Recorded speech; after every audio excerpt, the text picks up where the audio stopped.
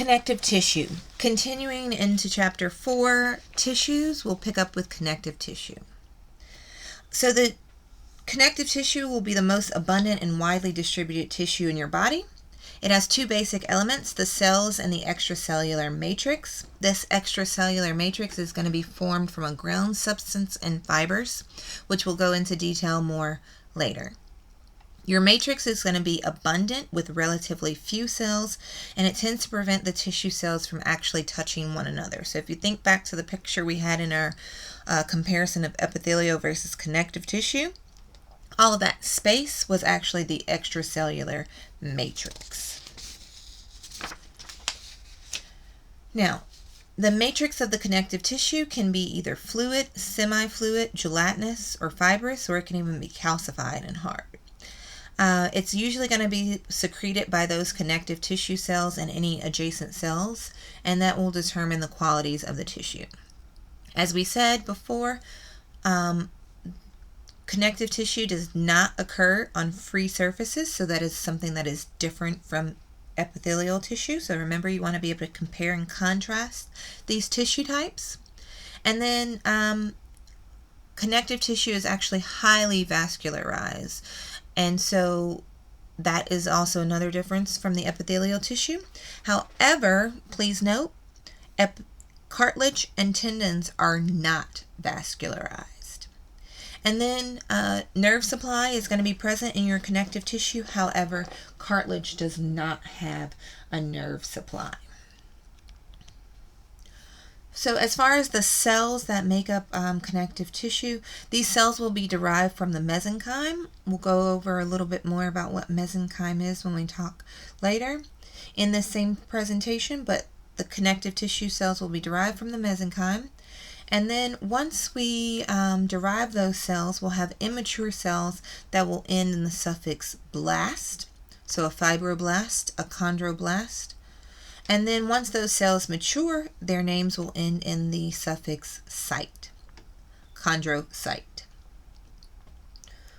Here you'll see that we're in the matrix, and you see just many different types of cells being mentioned. You have the fibroblast here. They can actually secrete fibers into the matrix. They're still immature. We have our macrophages that were developed from the monocyte, and they can perform the function of phagocytosis. We have the plasma cells that derive from the B lymphocyte. They'll be able to produce antibodies. And then we have the mast cells that will produce histamine. And then you have your adipocytes that will store triglycerides, and they'll help with energy storage. And then finally, leukocytes, or any of these other white blood cells that are mentioned. This matrix, I said, composed of a ground substance, which we talked about, all of those types of cells, and also of fibers. There are three main types of fibers in the matrix. These fibers are going to provide support and strength for the tissues. So those three types are collagen, elastic, and reticular fibers. The collagen fibers are made up of the protein collagen itself. It's going to be very tough and resistant to stretching. However, it will have some flexibility. You're going to find collagen fibers in your bone, cartilage, tendons, and ligaments. The elastic fibers are going to be made up of a protein called elastin. This elastin will provide strength and stretching capability, and it's going to be found in blood vessels and lungs. Finally, the reticular fibers consist of collagen and a glycoprotein that will provide support in the walls of the blood vessels, giving you that strong network around the fat cells, nerve fibers, and skeletal and smooth muscle fibers. Now, how do we classify it? It's either going to be embryonic or it's going to be mature. And if it's embryonic, that's going to be primarily in the fetus. And the mesenchyme is going to be where that tissue is actually going to eventually arrive from. So this mesenchyme is in the embryo, and it will derive our connective tissue. You also have mucous connective tissue in the fetus, and in the fetus it's called the Warden's jelly because we find it in the umbilical cord. and it's a gelatinous type substance. Now our mature connective tissue. Here we have connective tissue proper, supporting connective tissue, and our liquid connective tissues. The connective tissue proper is either going to be loose or dense. The loose connective tissue has all three types of the fibers, the collagen, the reticular, and the elastic. And these are going to have several types of cells, and it'll be a semi-fluid ground substance that it's made of. Areolar connective tissue is going to be a great example of loose connective tissue because it has all of the typical features. Its ground substance aids in the passage of nutrients from the blood vessels in the connective tissue, and we find this in the subcutaneous layer. Also in the subcutaneous layer, you'll find the adipose tissue. This is going to be specialized for storage of your triglycerides. The adipose tissue also helps you to reduce your heat loss through the skin. It can be an energy reserve, so think about people doing the keto diet. Their main goal is to get their body to where they actually utilize the energy from the adipose tissue to fuel their body. This adipose tissue can also support and protect things such as your organs. Think about your kidneys. They're actually in fat so that they're not being, even though they're internal organs, you don't want anything to puncture them or protrude into them or press into them because they're actually very close to your back, so that fat around them helps to protect them.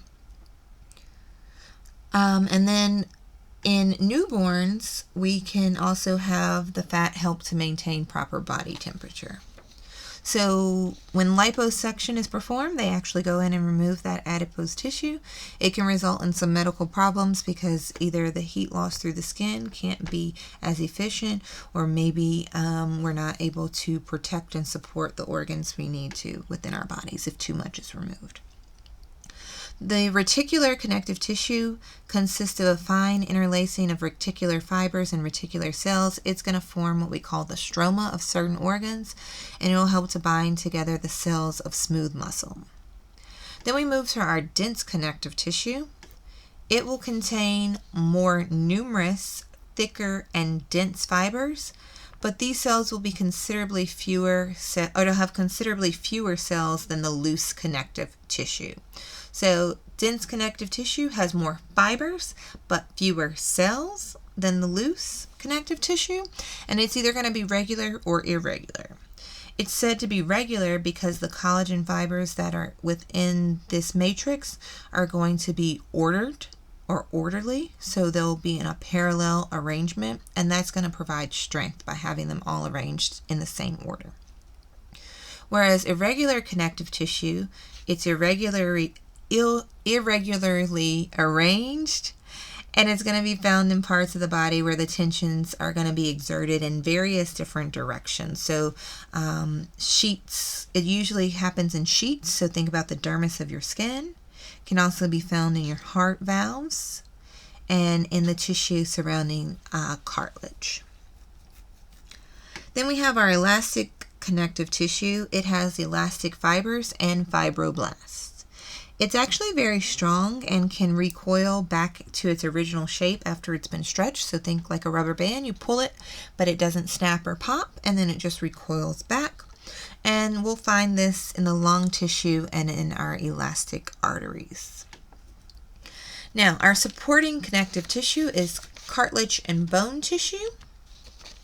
And this cartilage is going to be a dense network of collagen fibers and elastic fibers, and they are embedded into what we call chondroitin sulfate. You may have heard of chondroitin sulfate because sometimes people will take that as a supplement along with glucosamine. So those two things are together, and you can get them in pill form. A lot of people take them because they believe that it will help their cartilage and their joints, because hence this chondroitin sulfate is actually in the cartilage. The cell type in your cartilage, the mature cell type, is the chondrocyte. It is found within the spaces called lacunae in the matrix. And it's going to be, your cartilage itself is going to be surrounded by a dense, irregular connective tissue that we call the perichondrium. So the perichondrium is a dense, irregular connective tissue surrounding the cartilage. Now, unlike other connective tissues, remember, please remember, there are no blood vessels or nerves in your cartilage. There are, however, nerves in the perichondrium, so in the surrounding portion, but not directly in the cartilage.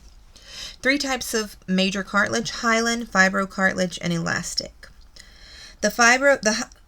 We'll start with number 1, the hyaline cartilage. It's going to be the most abundant, however, it is the weakest. It's going to have fine collagen fibers and a gel type of matrix, and so weak in the sense that it's actually allowing us flexibility. It has some support, but it has the flexibility. So at our joints, it's going to help reduce friction and absorb shock. Then we also have the fibrocartilage. It contains bundles of collagen in the matrix. It does not have a perichondrium, and it combines strength and rigidity to be the strongest of the 3. So this fibrocartilage does not have a perichondrium. It is the strongest of the 3. Then finally, the elastic cartilage. It's going to have a thread-like network of the elastic fibers, and it does have a perichondrium. It gives you strength and elasticity to help maintain the shape of organs. And then bone or osseous tissue is going to be a matrix that has mineral salts, collagenous fibers, and osteocytes, or its mature cell type. And bone can be classified as one of 2 ways, either compact or spongy. We'll learn a lot more about these classifications and what it means in our actual chapter on bone, but for now, let's go over the basic components of this compact bone. It is based on the osteon or Haversian system. It has 4 parts. The lamellae, they're going to be concentric rings of matrix that have mineral salts to give you your hardness, and collagen fibers to give you the strength of the bone. The lacunae will be small spaces between each of those lacunae. The lacunae are small spaces between each of the lamellae and contain mature bone cells called osteocytes.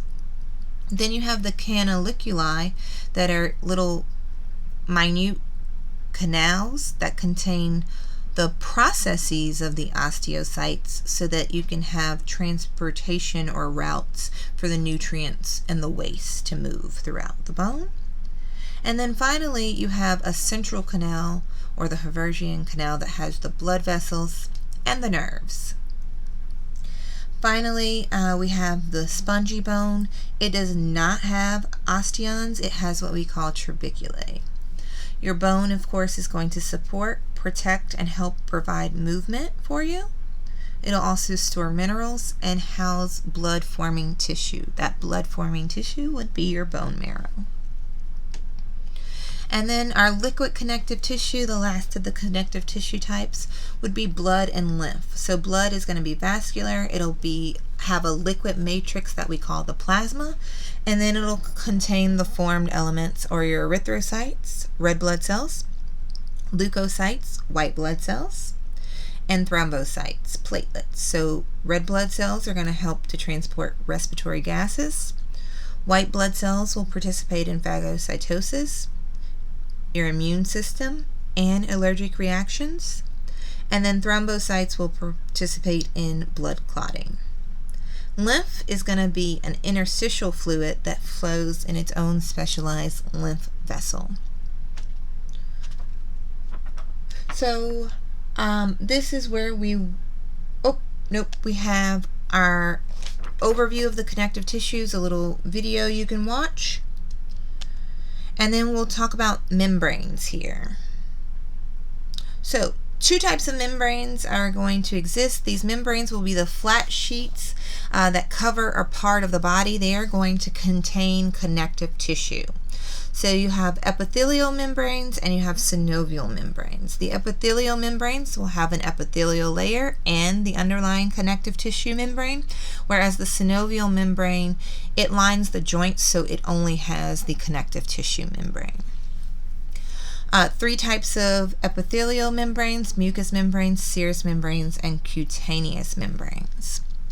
The mucous membranes, or the mucosae, are going to open to line cavities that open to the exterior or to the outside.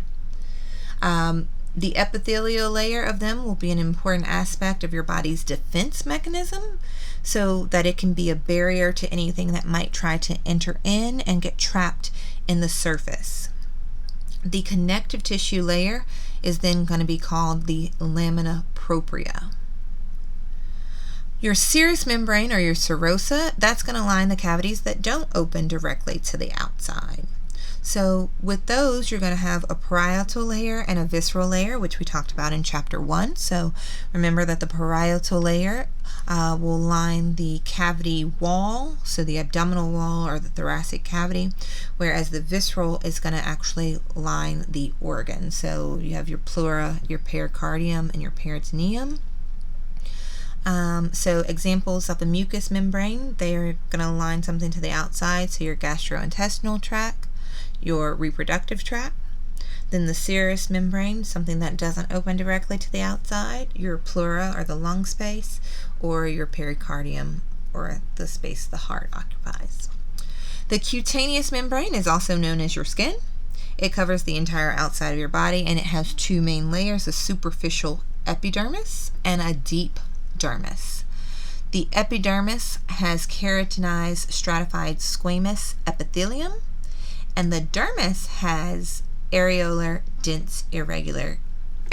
and dense irregular connective tissue.